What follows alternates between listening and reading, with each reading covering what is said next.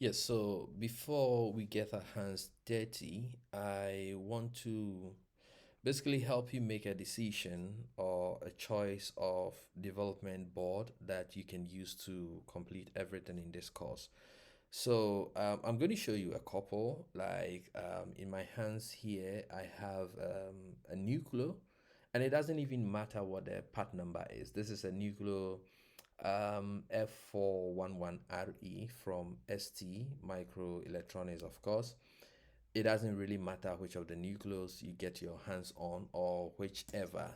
And every board I am showing you here is actually something that I have run Zephyr on and it works, right? So here I have an STM32F407G Discovery 1 board.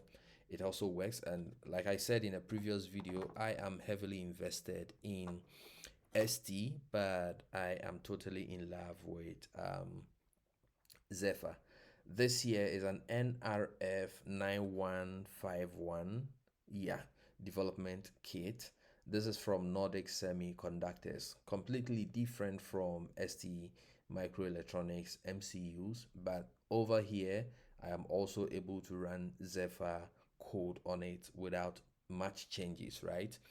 And I also do have one nuclear board here. This one is friendly when it comes to being used on a breadboard, so it's breadboard friendly. But guys, really it doesn't matter whether it's an ESP32. I have a couple of them lying around. If I say I'm going to show you everything, this video is going to be unnecessarily long. But I mean, pick any board of your choice, right? This is also going to be proof of how portable the Zephyr OS is, and it's going to help us confirm the portability claims that I made in the earlier video.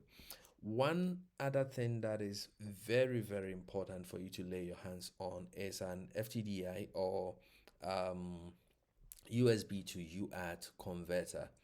The reason is that not every development kit or board comes with the ability to communicate over UART with your host computer, right?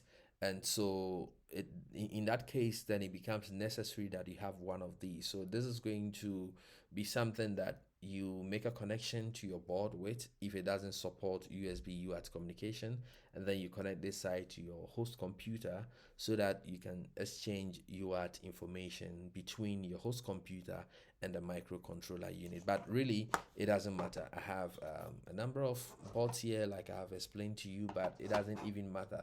It's actually going to be the case that in some of the videos I'll use one board, in the other I'm going to use another board, just to let you know that indeed it is portable, and Zephyr OS actually works and delivers on the promises that you can see on their website. So having seen some of the boards I have, and also being convinced that you can actually use any of the boards available in your toolkit, maybe Arduino, Atmega, any of the nuclear boards, any board from Nordic Semiconductors, or any board that is supported. So you can check the 800 plus boards that you saw in a previous video, make a choice, purchase one, and let's get our hands dirty. Thank you very much for watching, and I will see you in the next.